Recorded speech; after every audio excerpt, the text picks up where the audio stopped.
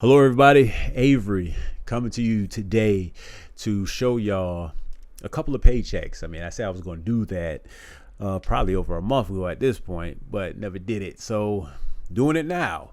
And seeing as though I waited so long, I decided to give y'all some updated paycheck stubs, and I'm going to give y'all at least 2 different weeks, maybe 3.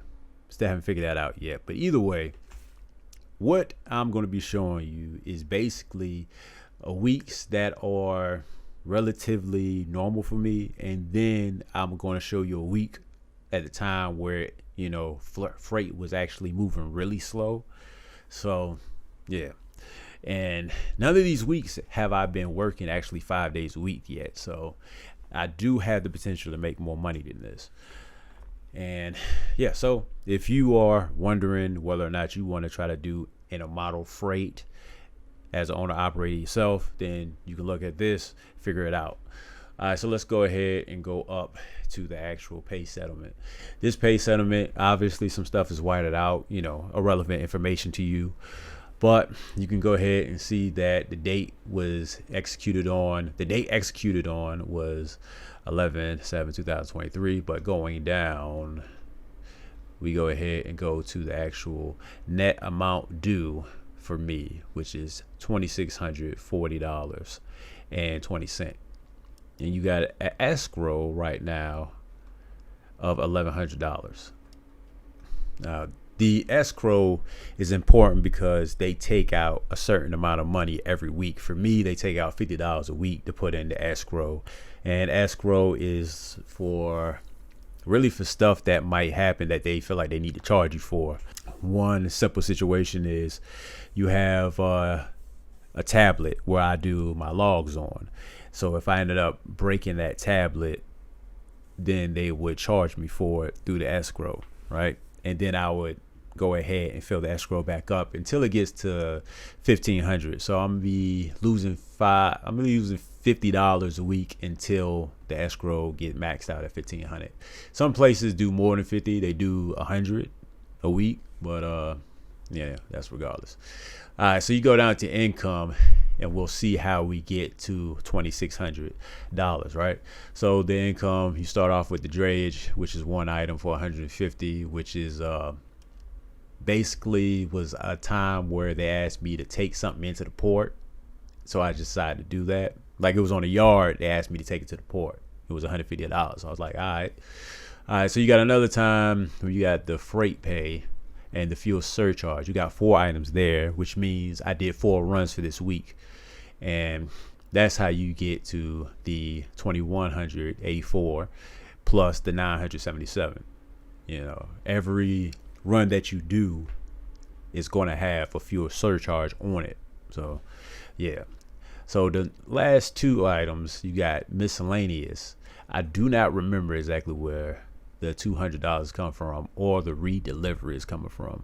I think I know where the redelivery is coming from, but I can't say for sure, so I don't want to add that. So we go down to adjustments, which is everything they're going to deduct from my income, right? So you got the driver log deduction, which they charge $650 a week. Bobtail insurance, they charge $8. The fuel card, they charging $3 a week. I'm also like, should I just get a fuel card myself? Because you can do that. And I'll talk about that in a different video, because there's also 2 different fuel cards that you can get. Anyway, the biggest deduction is, of course, it's going to be fuel itself, which is charged $12.79. Very quickly, I want to go ahead and say, you can see that the fuel that I ended up actually using, and then the fuel amount, I went back up. Let's go back.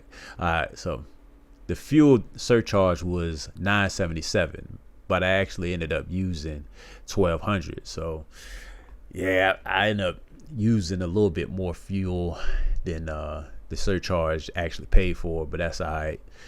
The escrow deduction is $50. Like I said before, you got DEF product, which is the DEF fuel, and that was $45 Road tax deduction $5. Occupational insurance is $35, and physical damage insurance $38.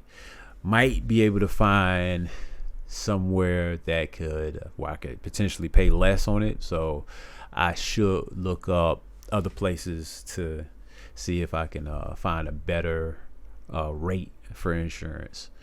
But at any rate, that's how we get to $26.40. All right. If I went down, I could go ahead and see the actual places that I've been to, which really don't matter. But just throw it out here. I went to Corning Life in Tarboro. That paid me overall about $600. Went to Blacksburg. That one paid about $1,100. Another one in Portsmouth, we paid about $330 something. And another Tarboro, and another Corning. So there you go. And you can look at my actual card usage fees. So you got fuel right here.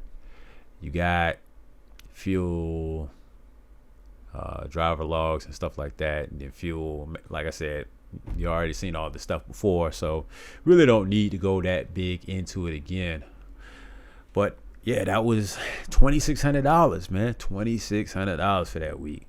That is not the only time that I've done that before either. The highest I've made in 1 week where I'm at now was about $3,200 in 1 week.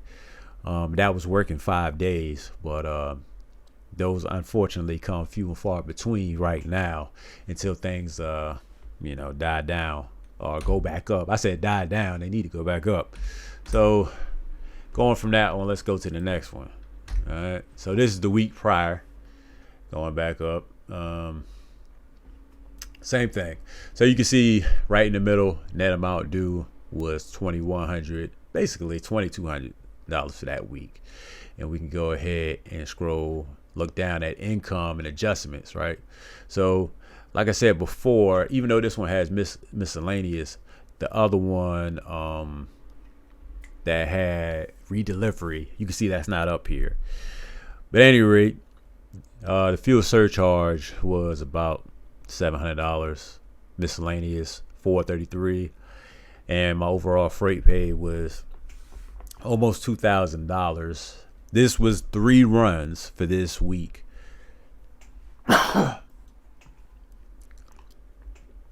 You can see all of them say 3 items. That means it was 3 runs that I had for that 1 week. So definitely still could have made more money. And of course, same adjustments, except the biggest thing is that fuel was down. It was over $1,000 last time. This time it's only $800. So a lot closer. The fuel surcharge versus the actual amount of fuel I used was a lot closer in this one. And yeah, almost $1,000 in total adjustments. So that's how we got to where I got to for this particular week. Now I got one more week that I'm going to go ahead and show you, which is the one where I said things were slow, even though this week was slow as well because I only did 3 runs. The other one is I ain't do higher paying jobs. Like they didn't have any higher paying jobs that I could do. And you'll see exactly what I mean because let's go to net amount due. Net amount due was $1,500. And you go down to freight pay, 3 items, 3 runs, was only close to $1,200. The fuel surcharge, $640. And then the miscellaneous one was another $150. So probably did another ERD where they asked me to take something into the yard or take something from the yard into the port or take something out of the port to the yard. It was one or the other. But total adjustments was $472, with the biggest thing here being fuel was $328. So basically $329 for this one. Another situation where this situation I actually got more in fuel surcharge versus actually paying in fuel for this week. So with that being said, I gave you 3 different weeks. the most current weeks that I have. And this really isn't that much more to talk about as far as how my weeks went, right? So let me know what you think. Is this too low for you to stop whatever you're doing to become an intermodal truck driver, owner operator, right? Or is this something that you could look at and be like, man, I actually do want to give it a shot? Let me know in the comments below, and hopefully this information helped you out. So thanks for watching.